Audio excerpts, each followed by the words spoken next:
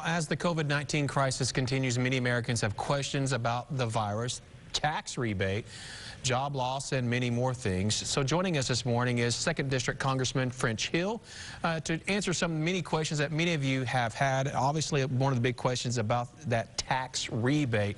Mine came in yesterday into my checking account, Congressman, the automatic deposit. Some people are saying they haven't seen it yet. What is the timeline of when people should expect all those in?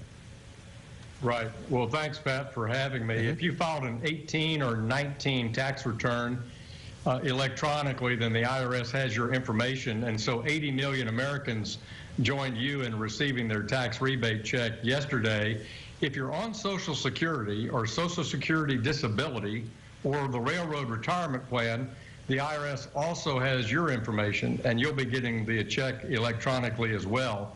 Any American who's having trouble should go to irs.gov and go to the information section there, and there's a link to where's my payment, and that can get them the information they need. That will probably be really helpful for a lot of people. You mentioned Social Security. Do seniors get relief too? Do they get like a refund as well?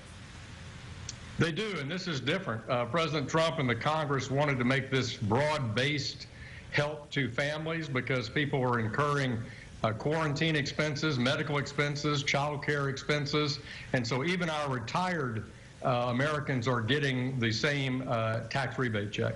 All right, so a lot of even young people are out of work right now, and if they went to college, they have those student loans. What about student loan payoff right now? Is there kind of like a pause in that, or they still have to make their regular payments?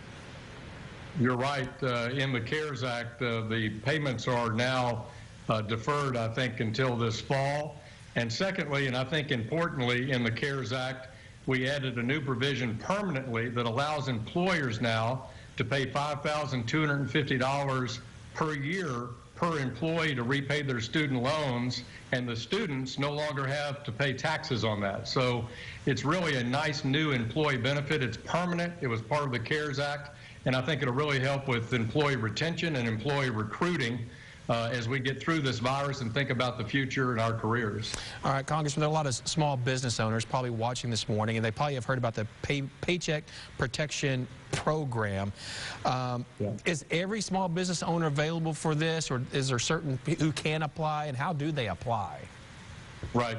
Well, the Paycheck Protection Program loans are applied for at your local bank, and your business needs to have been impacted negatively by the coronavirus, and you need to have fewer than 500 employees. But if that's the case, then if you're a sole proprietor, self-employed, or even a nonprofit with fewer than 500 employees, you're eligible to go to your bank and apply for one of these loans.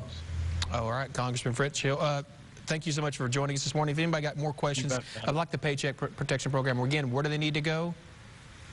They need to go to SBA.gov for the Paycheck Protection Program and IRS.gov if they have a question about their check. All right. Hopefully everybody gets theirs pretty soon. Congressman Hill, thank you so much for joining us here this morning. Stay safe.